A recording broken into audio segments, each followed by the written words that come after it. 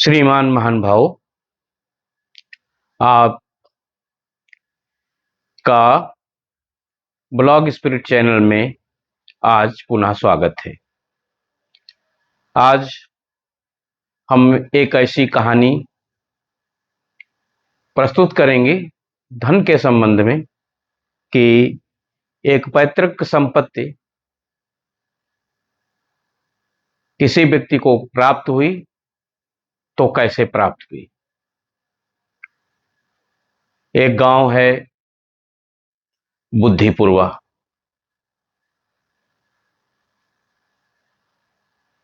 गांव ग्राम बुद्धिपुरवा, थाना निघासन, जिला लखीमपुर खीरी, उत्तर प्रदेश।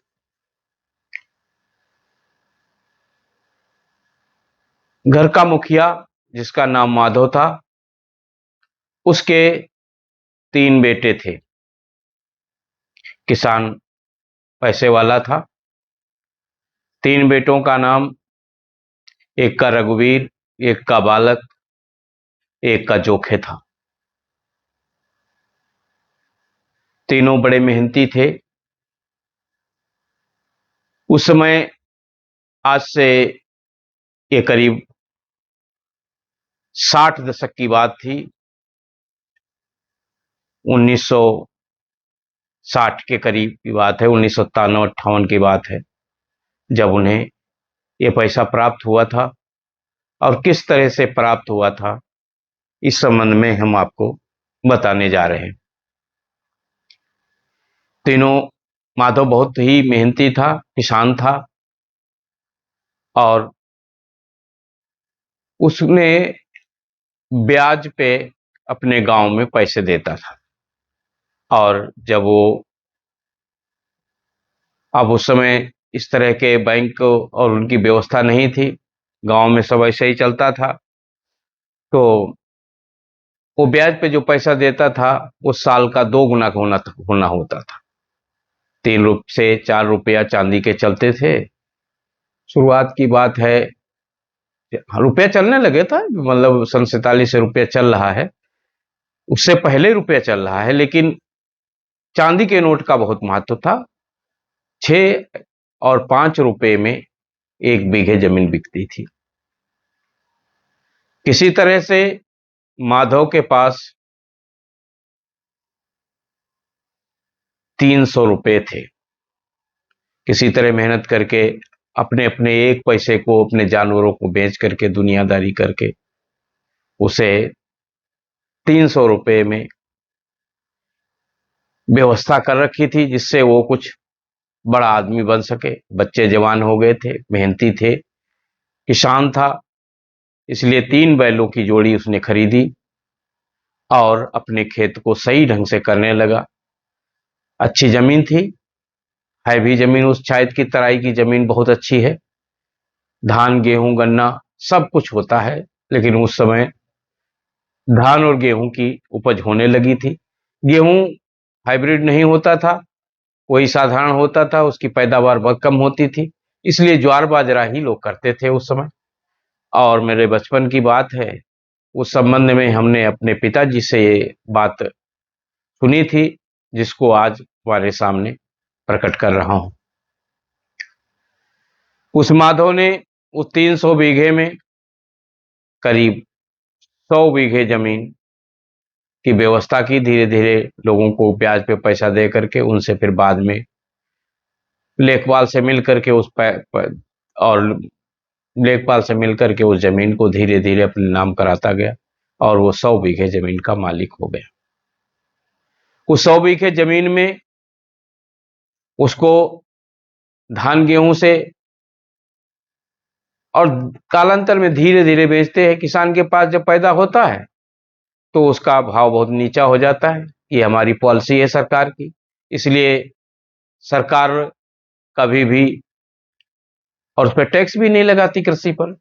उसका टैक्स लगाने का मतलब ही नहीं बनता, क्योंकि उस समय वो भाव किसी भाव में लगभग नहीं जाता है। इस हिसाब से कभी किसान का पैसा, अगर वो धान गेहूं करता है या फसल करता है, तो उसका बहुत मुश्किल से है कि उसको पैसा वापस मिल जाए जितना उसने लागत लगाई। पहले लागत कम लगती थी क्योंकि यूरिया और डीएपी वगैरह का व्यवस्था नहीं की जाती थी। अपने जानवरों के गोबर का जो खाद बनती थी, कंपोस्ट, उसी को लोग डालते थे। फसल तो होती थी लेकिन इस तरह से बम्पर पैदावार नहीं हो पाती थी। इसलिए बहुत मुश्किल से उसके पास 300 रुपए इकट्ठे हुए थे। किसी तरह से उसने 100 बीघे जमीन बनाई। उस 100 जब बीघे बनाने के बाद लगभग उसके पास 600 रुपए चांदी के लगभग और व्यवस्था हो गई 5 7 10 साल में।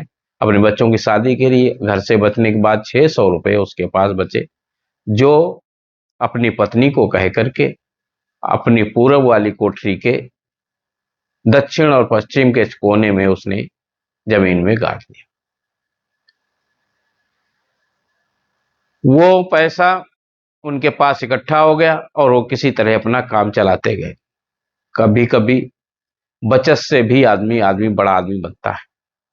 उस 600 रुपए जब गाड़े थे, वो किसी को भी नहीं बताया। अपने बेटे से यही कहा कि भैया इतना पछता नहीं है, किसी तरह से काम चलता है। रघुवीर हो, बालक हो, जोखे, जिनको भी, तीनों को वो उसने समझाता रहा कि भैया पैसा नहीं बचता है। और वो व्यवस्था करके उसने 600 रुपए चांदी के एक मिट्टी के बर्तन में रख करके 3.5 फुट की दूरी पर उसने अपने घर के एक कोठरी में, जो उसकी कच्ची कोठरी बनी हुई थी, जो मिट्टी से बनते थे वो गारा से बनाते थे और ऊपर से व्यवस्था कर देते थे। इस तरह से कच्ची कोठरी थी वो, उसमें गाड़ दिए। और धीरे धीरे माधो बीमार पड़ गए। उम्र हुई उनकी, उस समय वो करीब 60 65 साल के थे जब वो ऐसा काम किया। इसके बाद वो 77 साल करीब उम्र के बाद वो खत्म हुए। खत्म होते समय उनको ये समझ में ही नहीं आ पाया और कह नहीं पाए कि हम किसको देंगे। 3 कोठरियां वो अपने बच्चों के लिए कच्ची बनी हुई थी, तीनों दे दिए अपने बच्चों को और उनके बच्चे बड़े होने लगे। अब धीरे धीरे उनके पोते पोती, पूरा परिवार बढ़ गया। एक एक कोठरी बांटे में आ गई। सबसे जो पूरब वाली कोठरी थी, पूरब से फिर पश्चिम, उत्तर मुख का घर था। बाउंड्री, अब पहले पहले ये गांव में ऐसा होता था कि बड़ा सा घर बनाते थे लोग। बाहर की दीवार, बाउंड्री वाल में टटिया, मतलब ये फूस फूस की टटिया बनाते थे, उसको मिट्टी से लीप देते थे। ऐसा लगता था दीवार बनाई गई है, उसी तरह सा उनका घर था।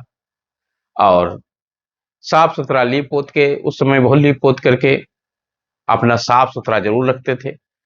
नल भी नहीं होते थे, कुएं से पानी भरा जाता था, कुएं से पानी लाया जाता था। उस समय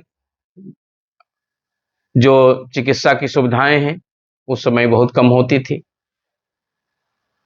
वो धीरे धीरे जो है, पहले रघुवीर खत्म हुए, फिर बालक खत्म हुए, जोखे आखिर बचे रहे।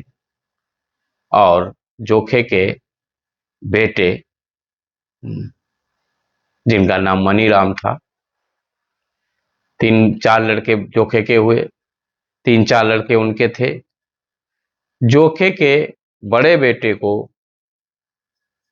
जब वो बड़ा हो गया, करीब 20 साल की उम्र हो रही थी बच्चे को, तो उसके सपने में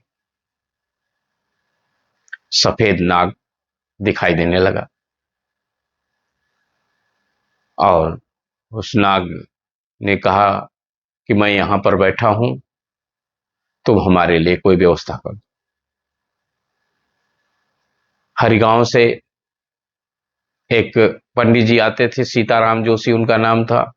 वो श्रीमद् भागवत का प्रवचन करते थे, वो उनके कुलगुरु का काम करते थे। वो आए, उन्होंने कहा इसको सफेद सांप दिखाई देता है, इसका मतलब कि तुम्हारे किसी पूर्वज ने आपके घर में पैसा रख रखा है और वो चाहता है कि ये पैसा तुम निकाल लो। मनीराम ने बाबा सीताराम मतलब सीताराम जोशी जी से कहा कि क्या मेरी आप कोई सहायता कर सकते हैं। तो लालची, पंडित लालची होते हैं थोड़ा। उन्होंने कहा यदि तुम हमें 20% दो तो हम, उसने कहा ठीक, आप 20% ले लीजिएगा, लेकिन बता दीजिए।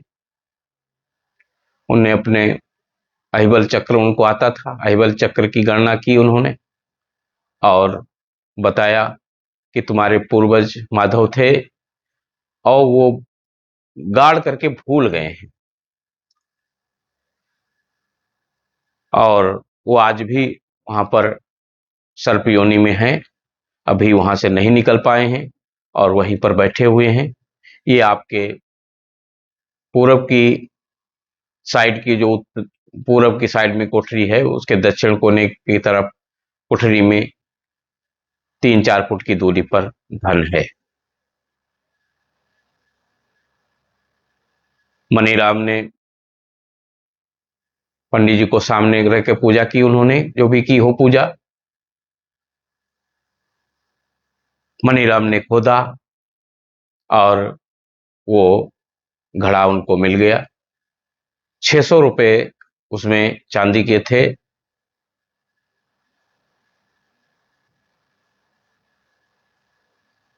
60 रुपए पंडित जी को दिए गए।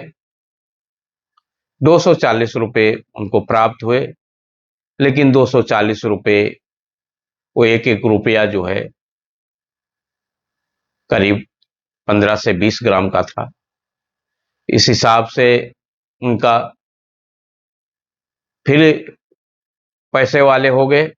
उन्होंने 250 में आगे चलकर मनीराम ने सन 75-70 में फिर 20 बीघा जमीन खरीदी। इस प्रकार मनीराम के पास भी 20 बीघा और जमीन बढ़ी और 100 बीघा जमीन, 33 वो 50 बीघे जमीन हो गई। और वो आज भी बुद्धिपूर्वा में महातिया के नाम से जाना जाता है। बड़ा आदमी है। अब तो खाद दूध की दुकान भी खोल रखी है, आगे बढ़ गया है। इस तरह से उनको गड़ा हुआ धन प्राप्त हुआ, जिसमें सहयोग उनके परिवार का, श्री माधव जी का था, और आज वो अपने गांव में संपन्न व्यक्तियों में गिने जाते हैं। मेरे जानकारी में ये बात आई तो मैं आज आपके सामने प्रस्तुत किया हूं। इस संबंध में यदि ये जानकारी आपको पसंद आई है तो कृपया लाइक, शेयर और सब्सक्राइब करें। महान कृपा होगी।